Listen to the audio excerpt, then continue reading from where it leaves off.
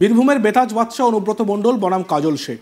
এই কাজল কেষ্টর দ্বৈরথ ঘিরে ক্রমশই বাড়ছিল জল্পনা। বীরভূমের রাজনীতিতে অনুব্রত এবং কাজল পরস্পরের বিরোধী গোষ্ঠী, এমন একটা মিথ যেন তৈরি হয়ে গিয়েছিল। আর গরু পাচার মামলায় অনুব্রত মণ্ডল জেলে যাওয়ার পর জেলার সংগঠনের হাল ধরতে কোর কমিটি গড়ে দেন দলের সুপ্রিমো মমতা বন্দ্যোপাধ্যায়। কাজল শেখ সহ মোট 6 জনের কোর কমিটি গড়ে দেন তৃণমূল নেত্রী আশিস বন্দ্যোপাধ্যায়, বিকাশ রায়চৌধুরী, চন্দ্রনাথ সিনহা, অভিজিৎ সিংহ সহ আরও অনেকে। বীরভূমের রাজনীতির অলিন্দে কান পাতলে শোনা যায়, অনুব্রতহীন বীরভূমের দলের হাল আক্ষরিক অর্থেই শক্ত করে ধরেছিলেন কিন্তু এই কাজল শেখ।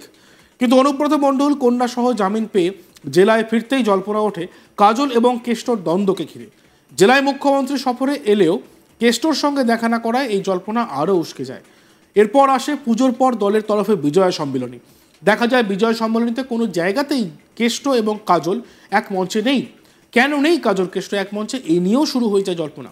পরিস্থিতি এমনও হয়, একই অনুষ্ঠানে অনুব্রত মণ্ডল বেরিয়ে যাওয়ার পর সেই অনুষ্ঠানে ঢোকেন কাজল শেখ। এ নিয়ে কিন্তু কাজল এবং অনুব্রত দুজনকে জিজ্ঞাসাও করা হয়, তাতে দুজনেই বলেন কোনো দ্বন্দ্ব নেই, তারা দুজনেই দলের অনুগত সৈনিক। কাজল শেখ আবার প্রকাশ্যে অনুব্রত মণ্ডলকে তার রাজনৈতিক গুরু বলেও মন্তব্য করেন। অবশেষে শনিবার 16 নভেম্বর এলো সেই মহেন্দ্রক্ষণ। বীরভূম জেলার কোর কমিটির বৈঠকে মুখোমুখি হলেন, দীর্ঘদিন পর সামনাসামনি হলেন কাজল কেষ্ট। শনিবার 16 নভেম্বর বিকেল 3:30 অনুব্রত মণ্ডলকে মধ্যমণি করে শুরু হয় তৃণমূলের বীরভূম জেলার কোর কমিটির বৈঠক। প্রায় 1 ঘন্টার রুদ্ধদ্বার বৈঠক শেষে সাংবাদিকদের মুখোমুখি হন কোর কমিটির আহ্বায়ক বিকাশ রায়চৌধুরী। তিনি জানান, কোর কমিটির চেয়ারপারসন হলেন অনুব্রত মণ্ডল। অর্থাৎ এতদিন কোর কমিটিতে 6 জন সদস্য ছিলেন, সেই সংখ্যা বেড়ে হলো 7 জন। এবার থেকে সব কোর কমিটির বৈঠকে চেয়ারপারসন হিসেবে উপস্থিত থাকবেন অনুব্রত।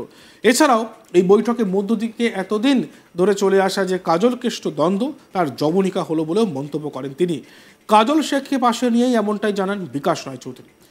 বৈঠকে অনুব্রত মণ্ডল এবং কাজল শেখ উভয়ই একসঙ্গে চলার বার্তা দিয়েছেন এবং এই বৈঠকের পর কি বলেছেন বিকাশ রায়চৌধুরী আমরা শুনব।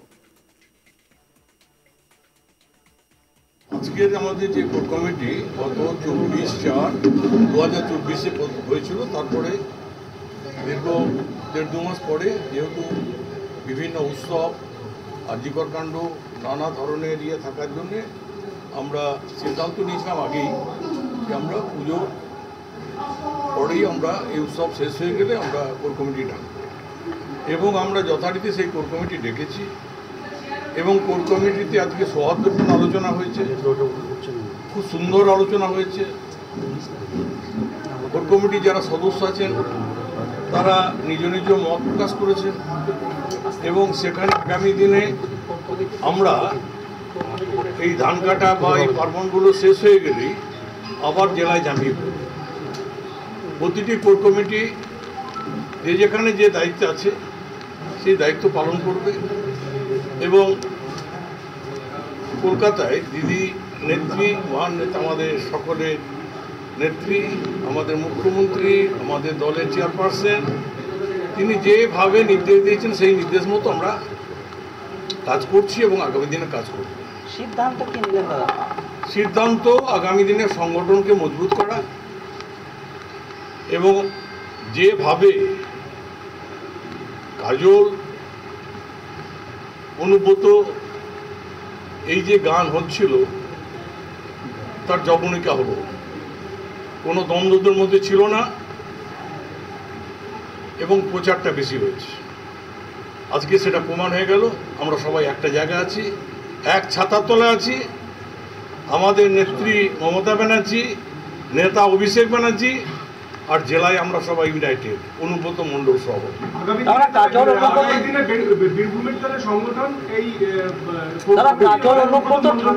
অনুব্রত মণ্ডলকে নিয়ে আমরা সবাই একসাথে লড়াই করব এবং জেলাকে আরো মজবুত করব। নিশ্চয়ই সেভাবে আলোচনা পরিপ্রেক্ষিতে সবকিছু হবে। কিসের ঠান্ডা লড়াই? কোনো লড়াই ছিল না। অন্যদিকে বৈঠকের পর কাজল শেখ কি বলছেন শুনবো। কোর কমিটি মিটিং পুরো বীরভূম ডিস্ট্রিক্ট নিয়ে আলোচনা হয়েছে। বীরভূম জেলার 167 গ্রাম পঞ্চায়েত ধরে ধরে আলোচনা হয়েছে। আগামী যে 26-এ নির্বাচন আসছে, সেই নির্বাচনে আমরা সকলে সংঘবদ্ধভাবে, একত্রিতভাবে, ইউনাইটেডভাবে কাজ করব। দলনেত্রীর নির্দেশে, আমাদের যুবরাজ অভিষেক বন্দ্যোপাধ্যায়ের নির্দেশে সেই সব বিষয় নিয়ে আলোচনা হয়েছে। অনুব্রত মণ্ডলের সঙ্গে কি আলোচনা হলো? আমরা সবাই মিলে একসঙ্গে আলোচনা করেছি। এখানে কোনো ব্যক্তি বিশেষে কোনো ম্যাটার করে না। আমরা 7 জন বসেছিলাম, দলনেত্রী এবং আমাদের যুবরাজ অভিষেক বন্দ্যোপাধ্যায়ের নির্দেশে আলোচনা করেছি এবং কোর কমিটি কনভেনার আমাদের বিকাশ দা আমাদের সকলকে ডেকেছেন। আগামী দিনও যদি বীরভূম জেলা তৃণমূল কংগ্রেস সংগঠন আগামী দিনও যে মিটিংগুলো ডাকা হবে আহ্বায়ক হিসাবে বিকাশ দা আমাদের সকলকে ডাকবেন এবং আমরা সকলে এসে এইভাবে আলোচনা সাপেক্ষে ডাকবেন। কিছু অভিযোগ জানালেন আপনি? দেখুন, অভিযোগের বিষয়টা এখানে না আসাই উচিত, কারণ আমাদের দলীয় আভ্যন্তরীণ বিষয়। কোর কমিটির যে বিষয়গুলো আলোচনা হয়েছে সেটা দলীয় আভ্যন্তরীণ বিষয়, সে বিষয়টা বহিঃপ্রকাশ না করাই উচিত বলে আমি মনে করি। দলের সব বিষয়ে আলোচনা হবে, ভালো মন্দ সবই আলোচনা হবে, কিন্তু দিনের শেষে একথাই বলবো, আমাদের যে আলোচনাগুলো হয়েছে সে আলোচনায় আমরা সকলেই স্যাটিসফাইড আছি, আমরা সকলেই সে আলোচনায় খুশি আছি এবং আলোচনাগুলো ফলপ্রসূ হয়েছে। দাদা, অনুব্রত মণ্ডলকে এবং আপনাকে একই মঞ্চে দেখা যাবে বিজয়া সম্মিলিত, আগামী দিন কি দেখা যাবে?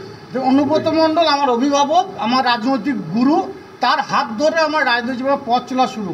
একটু একবার নয়, বারবার আপনাদের মাধ্যমে বলেছি, আজকেও সে কথা বোলপুর দলীয় কার্যালয়ে বসে আমি বলে যাচ্ছি। এ বিষয়ে আমাদের প্রতিনিধি শান্তনু হাজরার একটি প্রতিবেদন আমরা দেখব। প্রথমে জানিয়ে রাখি যে আমরা 17ই অক্টোবর থেকে 31শে অক্টোবর পর্যন্ত দেখেছি যে কাজল কেষ্টকে এক মঞ্চে কখনোই দেখা যায়নি। সেই অসম্ভব একটি কাজ, সেই কাজ কিন্তু আজ সম্পন্ন হয়েছে। অর্থাৎ বলা যেতেই পারে যে কাজল কেষ্ট এক বৈঠকে, এক টেবিলে, এক আঙিনায়। কিন্তু এদিন দেখা গেল যে অনুব্রত মণ্ডলকে মধ্যমণি ক্যাপ্টেন বানিয়েই কিন্তু 6 সদস্য তার সামনাসামনি বসেছিলেন। একদিকে ছিল বিকাশ রায় চৌধুরী, অভিজিৎ সিনহা, চন্দ্রনাথ সিংহ, অন্যদিকে সুদীপ্ত ঘোষ, কাজল শেখ ও রাজ্যের কারামন্ত্রী চন্দ্রনাথ সিংহ। তৃণমূলের দলীয় সূত্র মারফত খবর পাওয়া গেছে যে বিভিন্ন প্রস্তাব পেশ করেছিলেন কাজল শেখ, তার সেই সকল মতামত কিন্তু মেনে নেওয়া হয়। একই সঙ্গে কোর কমিটির অন্য এক অনুব্রত ঘনিষ্ঠ সদস্যের সাথে উচ্চবাচ্য কিন্তু হয়েছে। তো এই উচ্চবাচ্য কি হয়েছে তা কিন্তু এখন স্পষ্ট নয়। তবে এই বৈঠক প্রায় 1 থেকে 1 ঘন্টাখানেক বৈঠক চলে। 3:30-এ কিন্তু কাজল প্রবেশ করে। কোর কমিটির অতিথি ছিলেন এই দিনের বৈঠকে, কোর কমিটি অতিথি ছিলেন অনুব্রত মণ্ডল ওরফে কেষ্ট আসার পর 25 মিনিট পর কিন্তু কাজল শেখ তিনি ঢুকলেন এবং ওনার ঢোকার পরই কিন্তু কোর কমিটি, মুখ্যমন্ত্রী তৈরি করা যে কোর কমিটি, সেই কোর কমিটির বৈঠক কিন্তু শুরু হয়। রীতিমতোই দেখা গিয়েছে যে এই কোর কমিটিকে ঘিরে রাজনৈতিক মহল কিন্তু তাকিয়েছিল যে কার হাতে তৃণমূলের রাশ, বীরভূমের তৃণমূলের রাশ কার হাতে থাকবে, অনুব্রত মণ্ডল না। দেখতে থাকুন আজ তক বাংলা, সাবস্ক্রাইব করতে ভুলবেন না।